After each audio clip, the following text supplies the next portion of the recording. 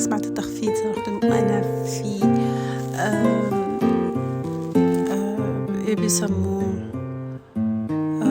درج للأحذية. صراحة أنا يعني أنا بموت فيه، لذلك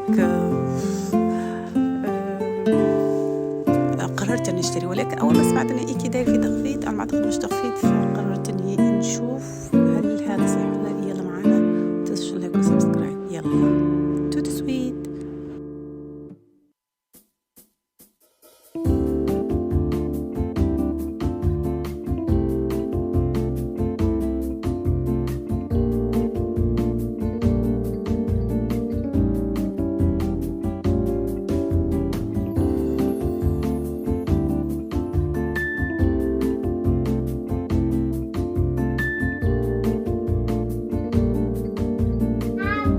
يلا خدينا اللاب والساعات ونزلنا، لأن في تخفيض ومش عايزة أبقى كتير في الخارج.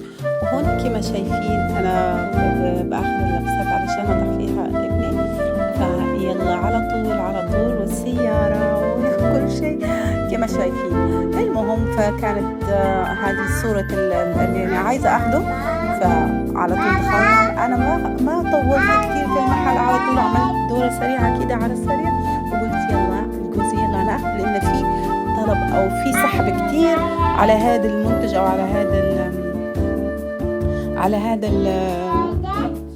على هذا اللي شفتوه في الصورة. المهم درت بيكم جولة سريعة، لا تنسوا اللايك والسبسكرايب حبايبي. يلا تشاو تشاو.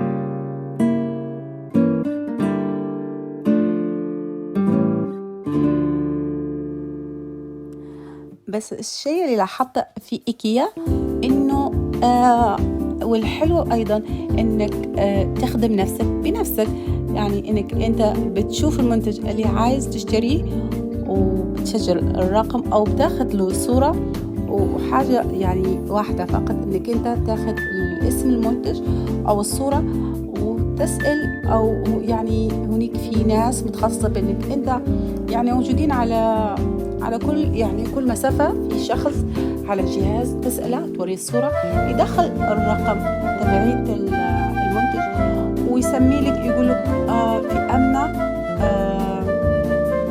في أما غيون أو في أما رف وكم رقمة أو أي بلاس أو أي مكان. لذلك كيف ما شايفين أنا بخدم نفسي بنفسي.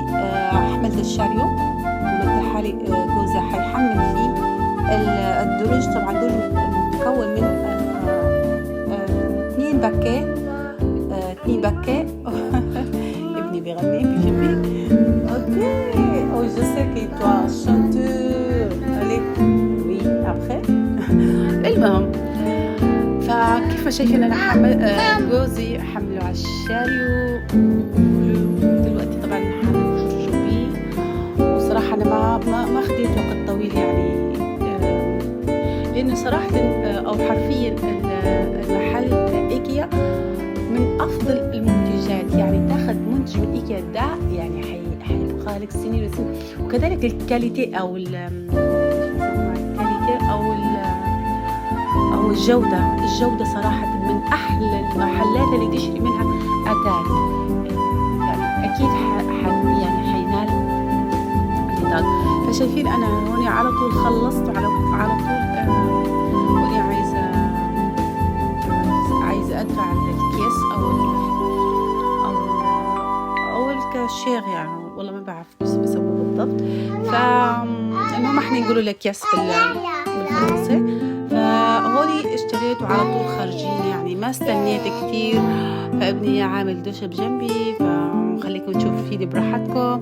يلا ما تنسوا اللايك وسبسكرايب. يلا نشوفكم. تشاو واعطيني رايكم في التعليقات، وشوفوا لي واعطيني الاسئله اللي تحبوا تسالها. يلا اني دايما معاكم ونتونس بيكم. يلا باي.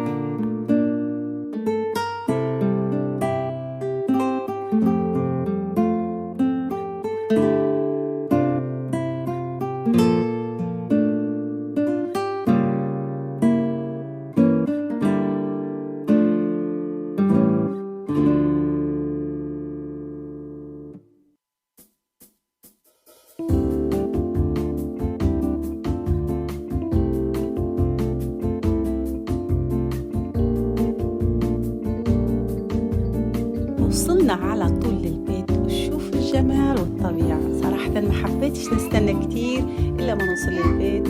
وعلى طول طبعا كانت في تركيبات، وطبعا ركبنا نحن بنفسنا يعني يدويا. بس يعني شوف الجمال صراحة. الحتة اللي يعني فيها تحفة جميلة جدا، هادية راقية حلوة صراحة. طبيعة الفرنسيس يعني كتير حلوة. المهم هذا الشكل النهائي، وهذا يعني بعد التركيب صراحة تحفة، فعجبني كتير. شوفوا قولوا لي رايكم. طبعا أكيد فتحنا ويعني شفتوا من الداخل ومن الخارج كتير كان لابق على المكان، أو كتير مزين المكان وكتير حلو. حبيت صراحة. ويلا لايك وسبسكرايب. I love you. يلا نوصل لأكبر عدد ممكن. أكيد حيكون في جولات كتيرة حلوة، وأكيد I love you.